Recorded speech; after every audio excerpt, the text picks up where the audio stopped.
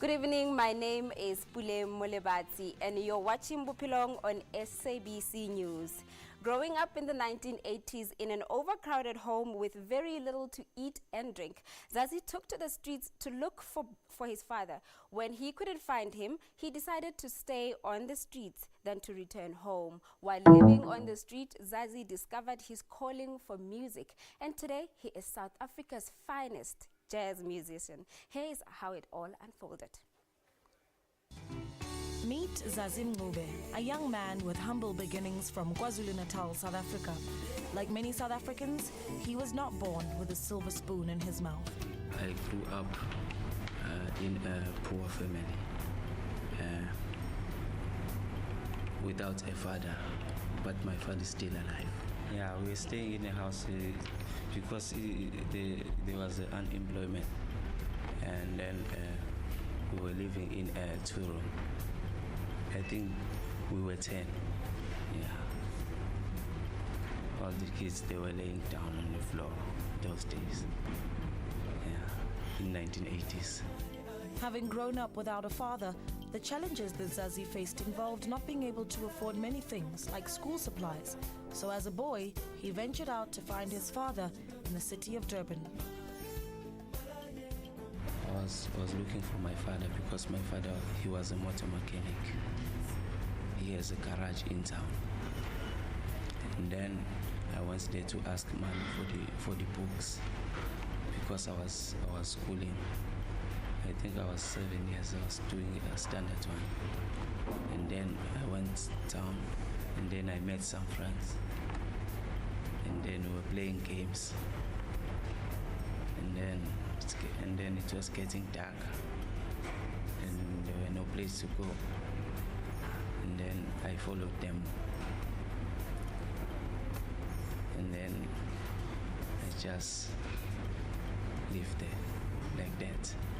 There, I found some the older guys, yeah, and then they were like my brothers, my older brothers, and there was girls, yeah, and there were girls, and then I lived with them because I was a small boy. They would treat me as their baby. The girls that Zazi lived with on the streets taught him how to look after himself and even how to cook over an open fire. Zazi says that what he liked about being on the street was the freedom and the fact that at times there was more food available on the streets than there was in an overcrowded and poor home. However, he says with sadness that they were also very dark days. Yeah, because it was apartheid days. Because in 1980s, it was apartheid days. And then the police was beating us. And then and then I get in the passage because they drove a car, and then the car crashed me here to my hand, and then after that they took a spray tear gas. And then they sprayed on my face. Out on the streets from the age of 7, Zazi continued scraping through life as a street child for 11 years, with food being supplied to him and his friends by those who felt pity for them. It was, however, until he ran into a feeding scheme that also extended into an art project for the homeless that he began believing in a dream for himself. The dream of being a musician. With the coins he collected from the streets, Zazi dedicated himself to taking guitar lessons. Still, what future would a homeless child have in the limelight of superstars? Would he ever achieve that dream? Stay with SABC News. Bophelong will be back right after the ad break.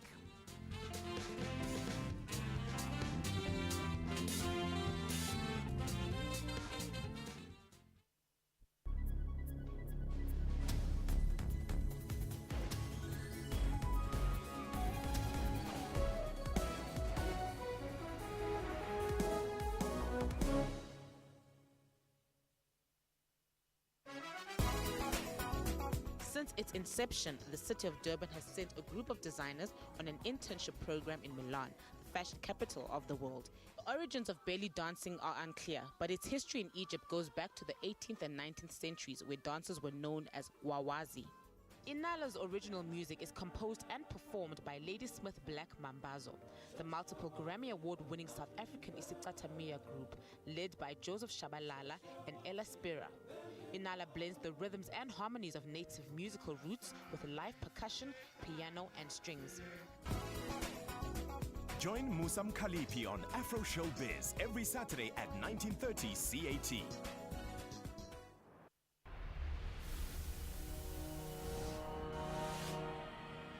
SABC News delivers stories that unify the nation in many ways. Stories that inspire us to see the world differently, appreciate and celebrate our diversity. And mostly, they make this place a better country to live in despite our color, beliefs or culture.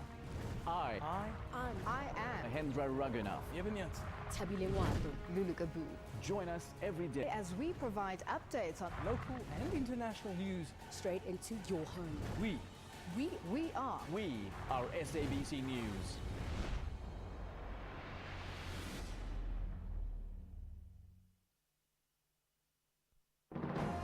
Zoom into Africa. This is Namibia. The president is Mr. Hifikepunye Pohamba.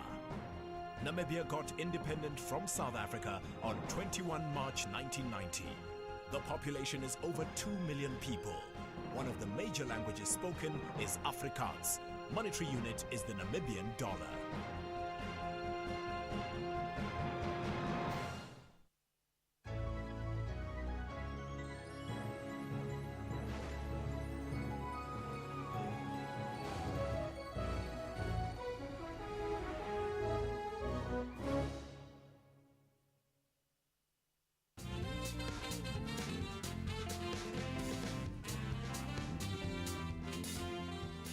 Welcome back to Bophelong, a place of hope with me, Pule Molebatsi. Zazi lived on the streets his entire childhood, but unlike many living on the streets, he never lost hope that one day his life will change for the better. So with every guitar lesson he took, he knew that he was getting closer to living his dream. Let's continue with his story. During apartheid, there were laws that did not allow for black musicians to perform in white areas. The Rainbow Restaurant, however, established in 1981, was one place that broke those laws and gained a massive following in doing that. It was the springboard platform for legends such as Billy Mthembu and Busi Mhlongo. Today, the likes of Oliver Mtukudzi and many more have been on the Rainbow stage. For Zazi, this was a dream, to perform on the stage of the Rainbow. Learning to play the guitar while on the streets, Zazi realized that he had a real talent. Because I'm a born artist, and then I like to draw. Those days, my dream it was to become a policeman, and then I was always drawing the vans, the police cars, and then they took me, and then they sent me to the place called Pembagahle. Yeah, they were doing art there. And then I joined them, and then I was learning art. And then after that, I heard one of my friends, he was learning guitar. And then he said, upstairs, they are teaching music. And then I left to draw, and then I went up there to learn music, because before I was using a tin, a cooking oil can to make a guitar, because music was inside. Zazi understood that his musical career would also be quite costly and require that he buy a guitar. He did, however, make alternative means to begin his career and began making guitars out of tin cans to start himself off. Later, when he could afford to, he bought himself that guitar that would open doors to his musical career.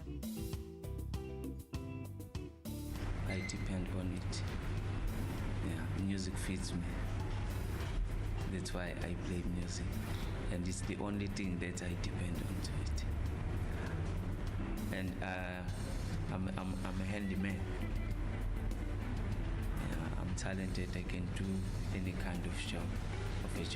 And then I decided to do music because music is inside.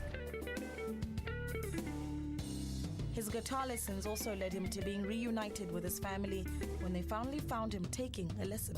I heard about this place in 2001. Yeah.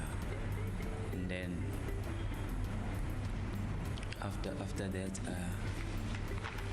I was trying to interact with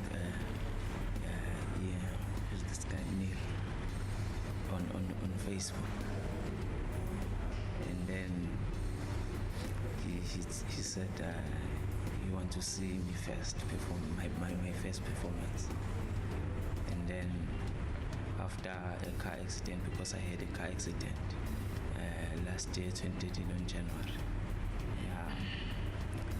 Other one of them, I think 7 people died there, and then because it was a head-on collision, and then I survived there. And then after that, I think Neil he read on the papers because it was a big collision. Yeah, and then I tried to talk with Fred to come here to brief Neil about me, and then he gave me the opportunity to come here. In September this year, Zazi Christopher Mngube and his band, whose name is his initials ZCM, performed at the Rainbow and made his long-living dream come true. Today he has a studio of his own and has put out 2 albums. Still, the Rainbow was the pinnacle for him.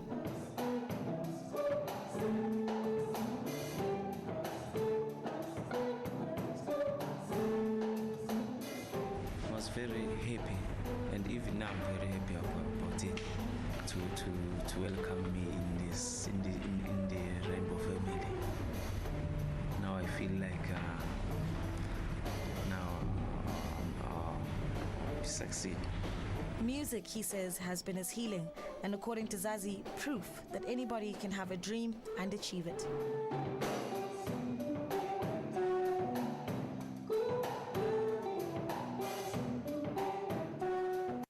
We hope that Zazi's story will spark conversation on how each and every one of us can play a role in the life of the homeless children, not only in South Africa, but across the continent. We would like to hear your thoughts, of course, on today's story. We are available on our email. Our email address is bophelong@sabc.co.za.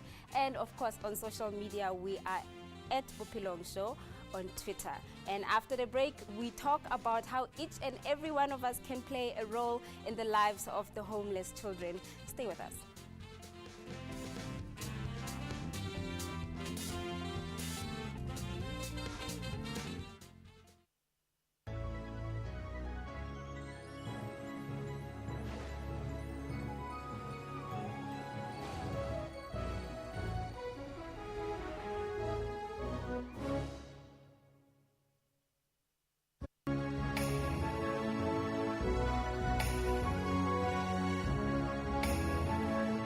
This former breadbasket of Africa, playing host to SADC leaders.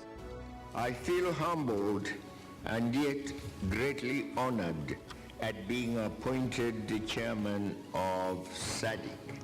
When I was a student, Harvard was only my visible college, my formal classes. But I was also a student in an invisible college. The outbreak in West Africa is the world's deadliest to date. It's centered on Guinea, Liberia, and Sierra Leone, with cases also reported in Nigeria. Catch news at 8, 7 days a week. Be informed.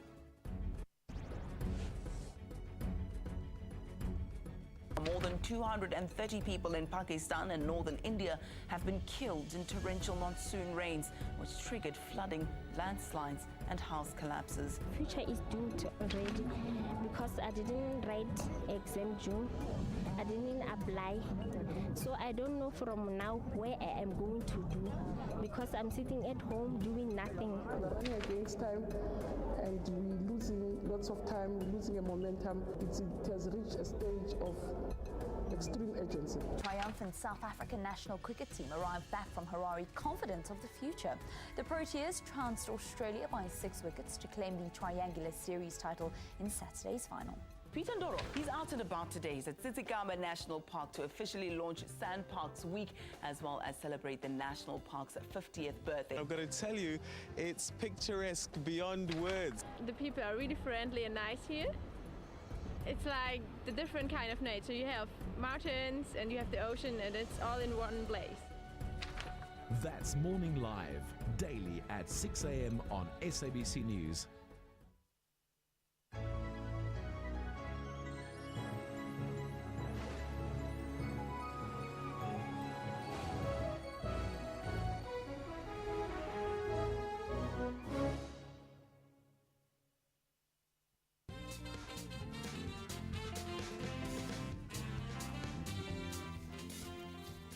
Welcome back to Bophelong. Before the ad break, we saw a very inspiring story of Zazi, a young man who took every little cent that he collected on the streets and he saved to fulfill his dream. And right now we talk about how each and every one of us can contribute to empowering and enriching the lives of the children who are living on the streets. And I'm joined by the two lovely ladies. Ladies, welcome to Bophelong.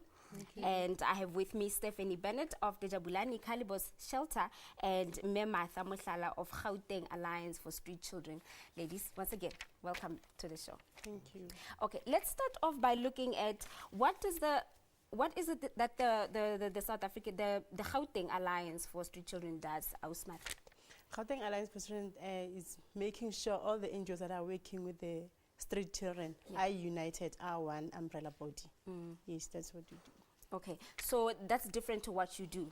Yes, Stephanie, is it? Jabulani Kakibos Kids is a shelter for street children. So the children live at our place like a children's home. Oh, okay. And everyone goes to school and does So programs. do you guys have a relationship? Does your cooperation and the shelter have a relationship?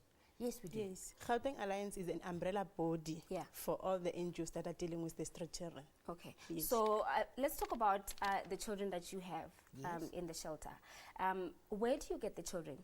Because we see there's still a lot of children that are still living on the streets. Do they come and approach you? Do you go on a mission to find the children and put them in a home? We do have an outreach team who works in the streets to find the children.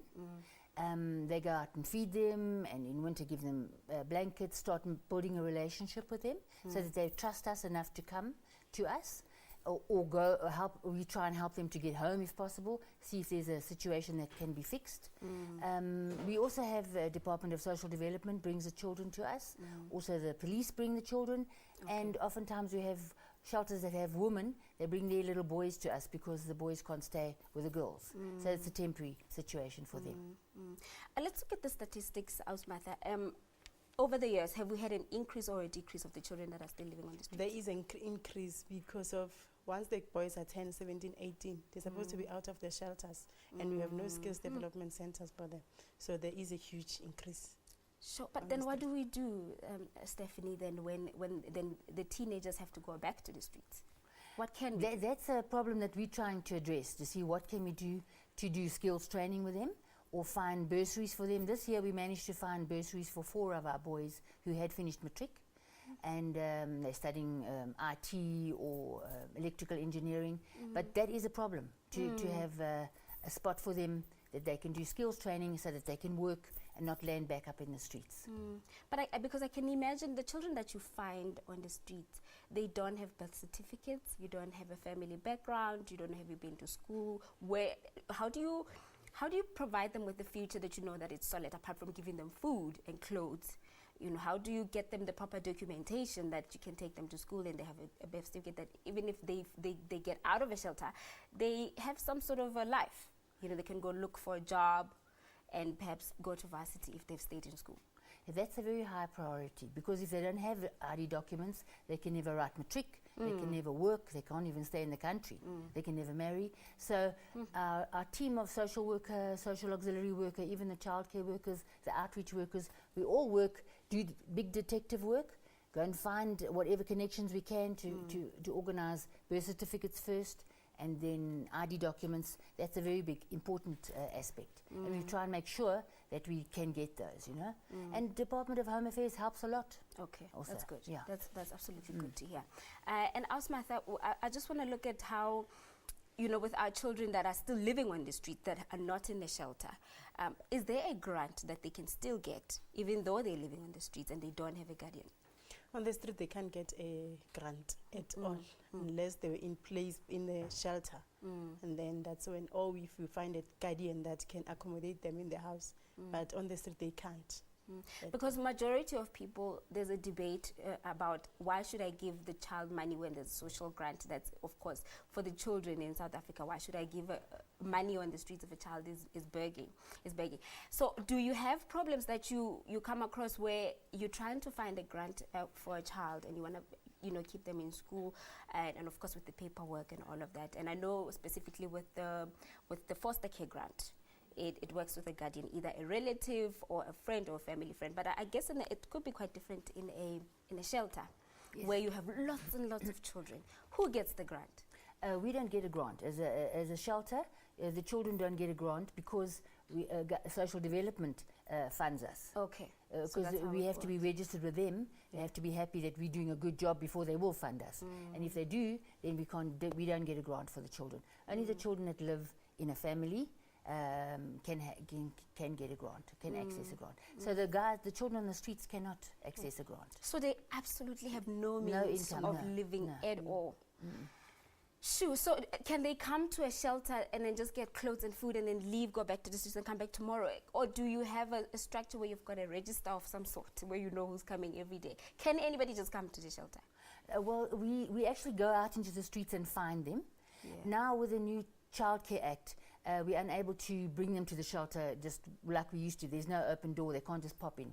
So we have to go via the Department of Social Development, who then does the Form 36, starts working to get them through court before they can come to us. So it's quite a long process. The new Childcare Act actually makes it more and more difficult to actually help the children. As you can what Stephanie is saying, what do we do about this? Because you've got a lot and lots and lots of children. If I walk out now and come across a child who needs taking care of, and I take them to Stephanie, so she's clearly going to have a problem with that. Yes, she can't admit them because that's what DSD says. What can we do then? What's the most practical way of being able to, as an individual, to be involved? If I can't accommodate a child and I want to take them to the shelter, and in the meantime they don't have anywhere else to live, what do we do? It is a problem. We then have to go with the people that bring the kids. Although you can't bring the kids. Nobody's allowed to pick children up from the street anymore. You can understand in one way. Very complicated. It's very complicated. So they've almost shut all the doors. I don't know what they're going to do. There's going to be more children in the street than ever with the new Childcare Act. So the only one who can fetch a child from the street, even we can't. We used to have an outreach team who was funded by Social Development. They no longer fund that team. So we have to fund them, because we still look after the kids on the streets even if we don't get money. But only the designated social worker is able to go and fetch the children from the street, or a police officer. Now, of course, you can't just fetch a kid from the street. They won't go with you if they don't know you. So that's where the shelters and the people that belong to the Alliance for Street Children build a relationship with the kids. It takes a while because they don't trust us. So you have to feed them. We look after them in winter. The older boys, we try and get them ID documents. We've been very successful, as I said, to get them to Department of Home Affairs. So it takes time to build a relationship before they'll come with you, because who are we? You know? So I don't know how Social Development thinks they will just go with a stranger, because they can't come with us. But then how will the children on the streets know that you are from the Alliance? Exactly. I just think it's very... But we work with them all the time, so they do know us, but we're not allowed to fetch them from the street. It has to be a social development social worker, a because designated I can imagine with a minor, you're any adult, you kind of have to say you don't belong here, because they're still very young. And now to say, I don't have a right to pick any child from the street and take them to...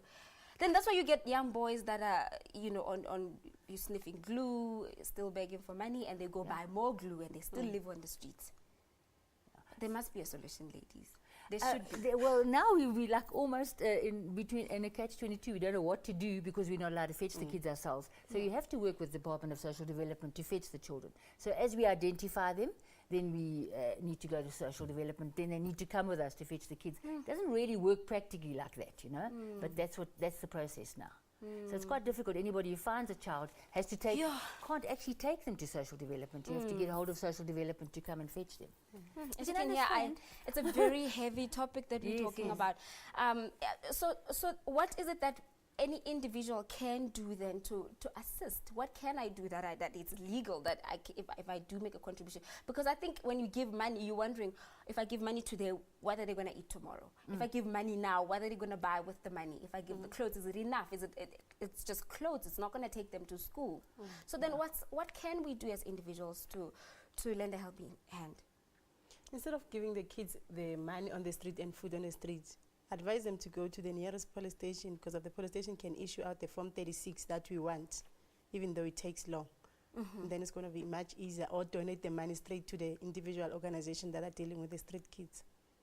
If they donate the funding to the different shelters that actually do the work with the children, it helps us to be able to get the kids via social development and then get them all into school, because you can imagine how expensive that is with clothing and everything, and feeding them, and work on getting their ID documents. So it costs quite a lot, and you have to pay staff to do that job. So it would help if they help the shelters financially. And the boys on the streets, they have to notify us so that we can notify social development who can fetch the children. It's quite difficult. I learned a lot from you two ladies. How can people find the federation, and of course Stephanie, where's the shelter based? We're at number 1 High Street, Berea, Johannesburg, a corner of Jager, opposite the school, and that's where we are, Alliance for Street Children. Alliance for Street is corner 13 Jupiter Street in Bloemfontein. And is there a toll-free line perhaps? No, there is no toll-free line. Is there? Okay. Well, thank you so much for tuning in. It's a wrap from us here on Bophelong. Until next time, goodbye.